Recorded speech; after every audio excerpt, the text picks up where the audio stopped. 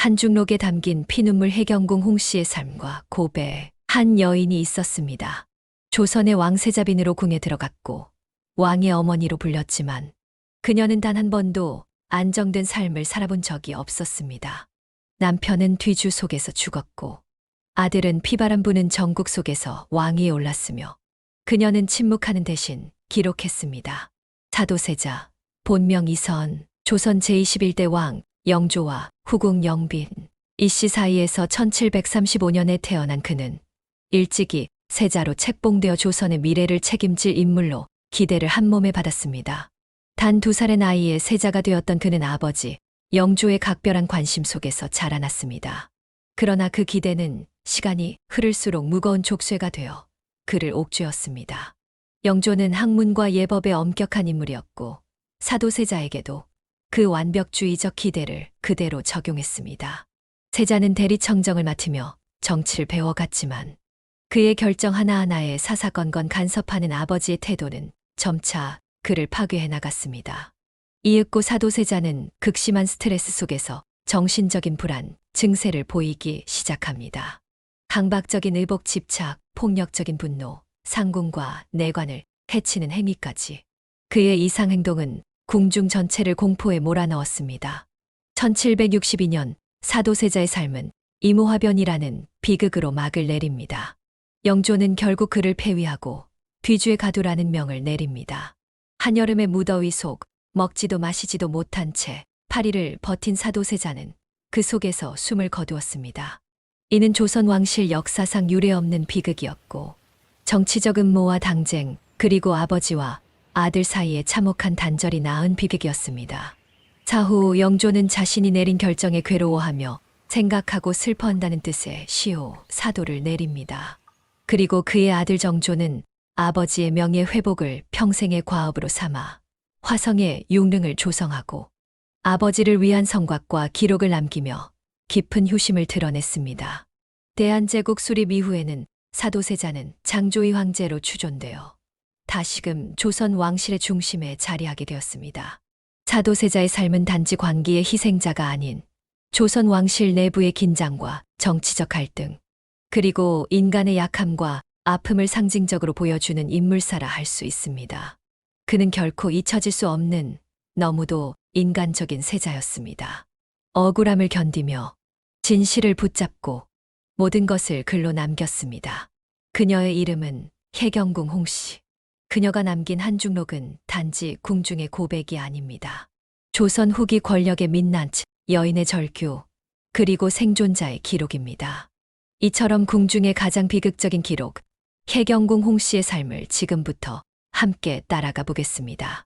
구독과 좋아요, 알림 설정으로 조선에 숨겨진 이야기를 계속 만나보세요. 이제 조선 역사상 가장 강인했던 여인, 해경궁 홍씨의 삶 속으로 들어가 봅니다. 뒤주 속 비극을 견딘 여자, 해경궁 홍씨의 기록. 1735년, 조선 영조 11년, 한양 반송방, 지금의 서울 종로 일대에서 한 아기가 태어났습니다.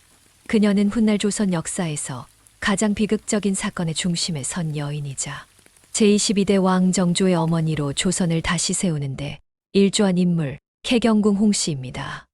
본관은 풍산, 아버지는 영의정을 지낸 홍봉안, 어머니는 한산 이씨로 이름난 명문가 집안이었지만 집안 형편은 의외로 넉넉하지 않았습니다. 그러나 조선의 권력 중심인 노론 세력과 긴밀한 관계를 맺고 있었기에 정치적으로는 막강한 기반을 지니고 있었습니다. 그녀는 어린 시절부터 총명하고 단정하여 주변의 기대를 한 몸에 받았고 이는 훗날 왕세자의 정실 부인으로 간택되는 밑거름이 됩니다. 그녀의 삶은 이제 궁궐의 높은 담장 안에서 격동의 조선 정치를 온몸으로 견뎌내야 하는 운명을 향해 걸어가게 됩니다. 그러나 곧 영조는 마음을 바꾸어 죽은 세자에게 사도라는 시호를 내리고 복권시킵니다. 이는 단순한 명예 회복 이상의 의미를 지니고 있었습니다. 아들을 주둥으로 몰고 갔던 아버지의 죄책감이 담긴 늦은 사과이자 궁중의 균형을 다시 맞추려는 정치적 조치였습니다. 이로 인해 해경궁 홍씨 또한 복권되어 궁궐로 돌아오게 되었고 이후 그녀는 손자인 세손 이산, 훗날 정조와 함께 위태로운 궁중의 권력 구도 속에서 조용히 그러나 강인하게 살아가게 됩니다. 정조가 즉위한 뒤에는 그녀의 위상 역시 달라집니다. 혜경이라는 궁호가 내려지고 세자빈에서 왕의 어머니로 다시 한번 조선 왕실의 중심으로 자리매김하게 됩니다. 그러나 그녀의 삶은 결코 평온하지 않았습니다. 아들이 왕이 되었지만 궁중의 권력 다툼과 외척 견제는 여전히 그녀의 친정 가문 풍산홍 씨를 정면으로 겨냥했습니다. 풍산홍 씨는 노론의 핵심이었기에 정조의 탕평책 속에서도 끊임없이 정치적 견제와 탄압의 대상이 되었습니다. 혜경궁 홍 씨는 겉으로는 위험 있는 왕세자의 빈이자 국모로 불렸지만 속으로는 친정 가문의 몰락을 눈앞에서 지켜보며 고통과 두려움을 감내해야 했습니다. 그녀는 늘 조심스럽게 말과 행동을 다듬으며 아들의 왕권과 가문의 안위를 동시에 지키려 애써야 했습니다. 왕실 안의 평온은 그녀의 마음속에 결코 닿지 못했던 셈이었습니다. 그녀의 삶에서 가장 큰 유산은 단연 한중록이라는 이름의 회고록입니다. 한중록은 단순히 한 여인이 살아온 인생의 기억을 담은 책이 아닙니다. 그것은 조선 후기의 궁중 정치, 권력 다툼, 그리고 여성으로서 겪은 시련을 고스란히 기록한 생생한 사료이자 고백입니다.